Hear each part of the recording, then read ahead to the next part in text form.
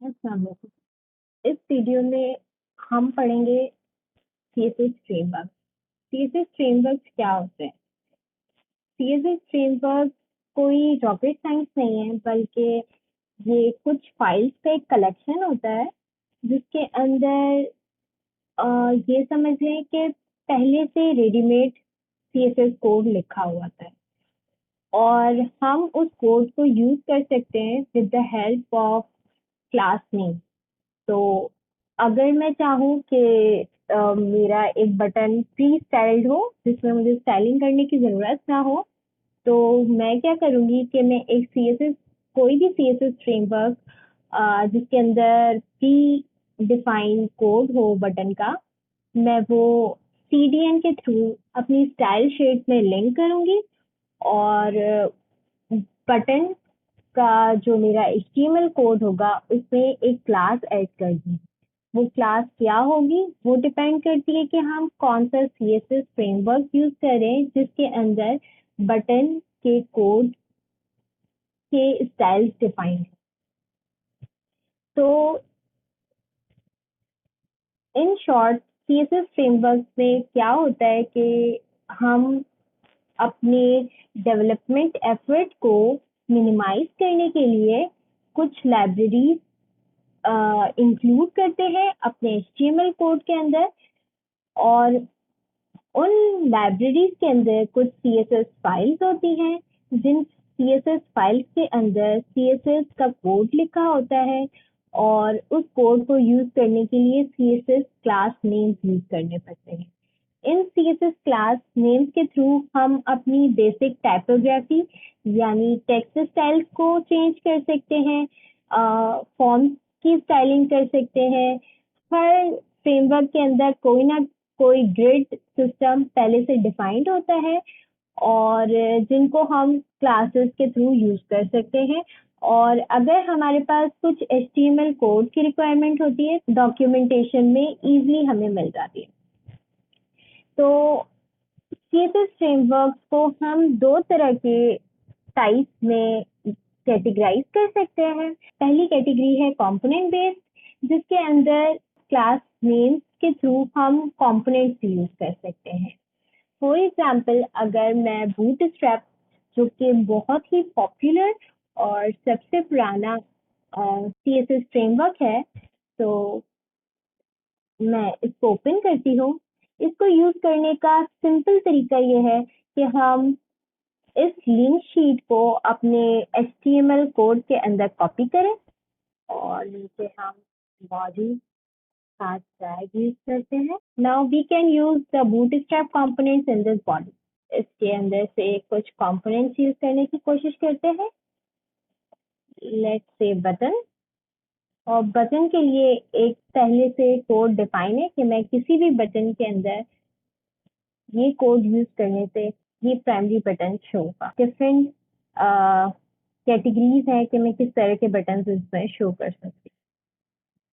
हम यूज करके देखते हैं। एक बटन है जिसकी टाइप बटन है और क्लास बटन, बटन प्राइमरी। अब हालांकि मैंने अपने सीएसएस में कोई कोडिंग नहीं की, बट मेरा बटन स्टाइल है। ये कमाल सिर्फ इस क्लास नेम का है। अगर मैं इसमें से बटन प्राइमरी हटा दूं तो क्या करेगा ये?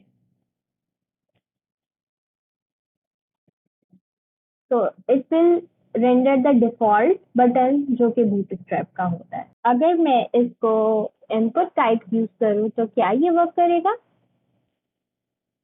बिल्कुल, क्योंकि ये सेल्फ क्लोजिंग टैग होता है। मुझे यहाँ तो मैं इनपुट टाइप के साथ भी इस क्लास को यूज कर सकती हूँ। लेट्स सी बटन डेंजर, और ये एक रेड कलर का बटन शो करेगा। सी तो बूटस्ट्रैप के अंदर हमारे पास कुछ ग्रिड सिस्टम मौजूद होता है। हम लेआउट में चेक कर सकते हैं। हमने कुछ दिन पहले सीएसएस ग्रिड के थ्रू अपना ग्रिड सिस्टम बनाया था। सिमिलरली हर फ्रेमवर्क का कोई ना कोई ग्रिड सिस्टम होता है और उसके अंदर हम ग्रिड यूज कर सकते हैं और उसमें हमें स्टाइलिंग करने की ज़रूरत नहीं है। तो सबसे पहले ग्रिड को यूज़ करने के लिए हमें एक डिव कंटेनर यूज़ करना पड़ता है और उसके अंदर हमें एक रॉ का टैग यूज़ करना पड़ता है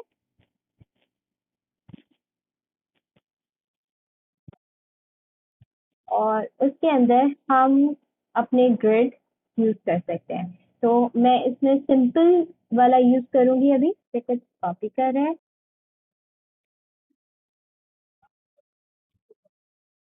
तो हमारे पास यहाँ पर बाय डिफ़ॉल्ट क्योंकि 2 कॉलम्स हैं, इसने हाफ हाफ वेट ले लिया है। लेट्स सी अगर मैं एक कॉलम और बढ़ा दूँ, तो ये क्या करेगा?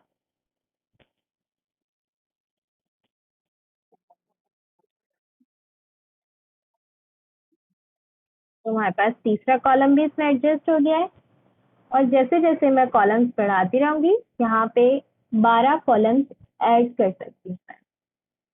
तो इस तरीके से मेरे कॉलम्स ऐड हो सकते हैं।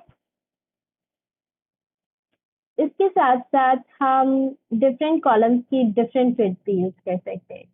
फॉर एग्ज़ाम्पल मैं अगर इस कॉलम को चाहती हूँ कि ये हाफ विड्थ ले, तो बाय डिफ़ॉल्ट बूटस्ट्रैप में 12 कॉलम्स होते हैं। तो इसने हाफ विड्थ ले ली और बाकी 2 कॉलम्स उसके हाफ में आ गए। तो अगर मैं चाहूँ कि 8 कॉलम्स ले ये, तो ये थोड़ा और एडजस्ट हो जाएगा और बाकी 2 कॉलम्स उसमें आ जाएंगे। तो ये बाकी 2 कॉलम्स कितने के हो गए? 2-2 के, क्योंकि 12 स्प्रेड्स होता है। अभी हमने सीखा कि बूटस्ट्रैप के थ्रू हम किस तरह कंपोनेंट्स ऐड कर सकते हैं, कुछ ग्रिड बेस्ड लेआउट बना सकते हैं। इसके साथ इसके अंदर कुछ यूटिलिटी क्लासेस भी होती हैं जिसके अंदर हम मार्जिन, पैडिंग, बॉर्डर वगैरह सेट कर सकते हैं। But there are some components called utility first framework, यानी जिसके अंदर हमारे पास कुछ रेडीमेड कंपोनेंट्स नहीं होते, बट वो हमें कुछ ऐसी क्लासेस प्रोवाइड करते हैं जो हमारे कस्टम लेआउट को बनाने में मदद करती है। Let's see Tailwind CSS. Tailwind CSS एक यूटिलिटी फर्स्ट सीएसएस फ्रेमवर्क है जिसके साथ हम कस्टम डिजाइन को बिल्ड कर सकते हैं। बूटस्ट्रैप में क्या होता है कि हमारे पास जो भी कंपोनेंट्स है वो कुछ हद तक रेडीमेड है, मतलब हम इसमें कुछ कस्टमाइजेशन नहीं कर सकते और अगर हम कस्टमाइजेशन करना करना चाहें तो हमें अपनी कोई क्लास देनी होगी और अपना सीएसएस कोड भी करना होगा। तो हमारे पास दो चीजें हो जाएंगी, एक तो ये कि जो प्री बिल्टिंग कोड है, एक वो जो हम कोड कर रहे होंगे इसको एडजस्ट करने के लिए। तो यहाँ पर अगर हमें एडजस्ट ही करना है तो इट मीन्स कि ये हमारी फर्स्ट चॉइस होनी ही नहीं चाहिए। अगर मुझे कस्टम डिजाइन बिल्ड करना है तो मैं किसी यूटिलिटी फर्स्ट फ्रेमवर्क को यूज करते हुए सिर्फ इस तरह की क्लासेस यूज करूंगी जो मेरा बैकग्राउंड चेंज कर दे या हाइट विड्थ सेट कर दे, मेरे टेक्स्ट को लार्ज बॉटम या इस तरह से कुछ कर सकते हैं। हम इसकी डॉक्यूमेंटेशन देखते हैं। सबसे पहले हमें सीडीएन के थ्रू अपना टेलविन सीएसएस को यूज करना होगा यूजिंग टेलविन विया सीडीएन और हम इस तरह से इसको भी लिंक शीट में यूज कर सकते हैं।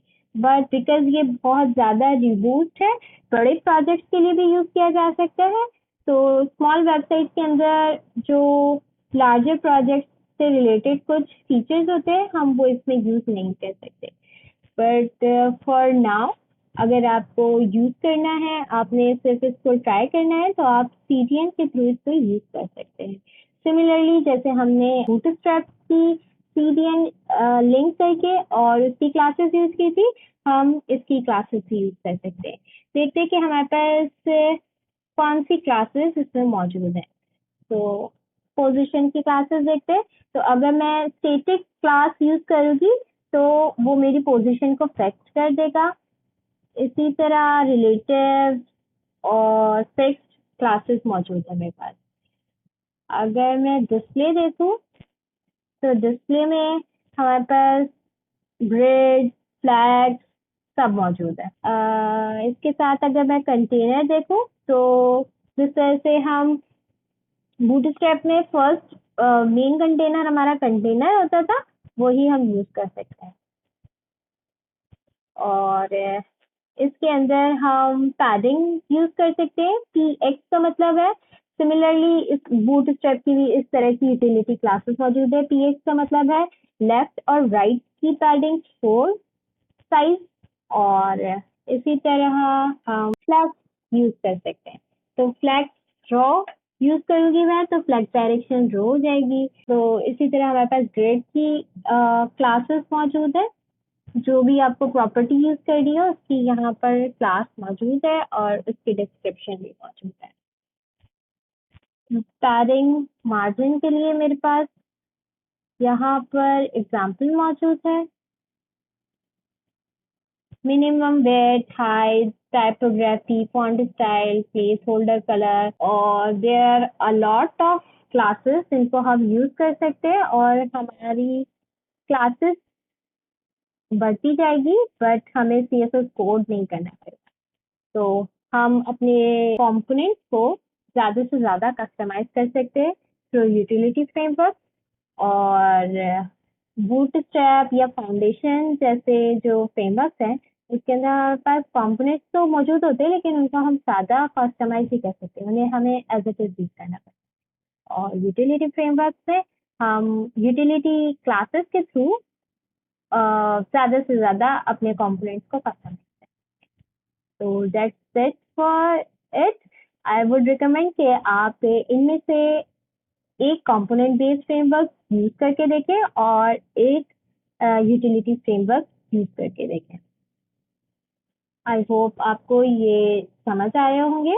नेक्स्ट वीडियोस में आप पढ़ेंगे कि कौन से सबसे ज़्यादा पॉपुलर CSS फ्रेमवर्क्स हैं इस वक्त, और उनके क्या प्रॉस और कॉन्स